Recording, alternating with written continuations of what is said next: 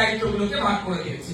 আজকে উপস্থিত আছেন, আমি আপনাদের বলবো এই রায়দিঘি বিধানসভা আপনারাই যদি চান আমাদেরকে উপহার দিতে পারবেন।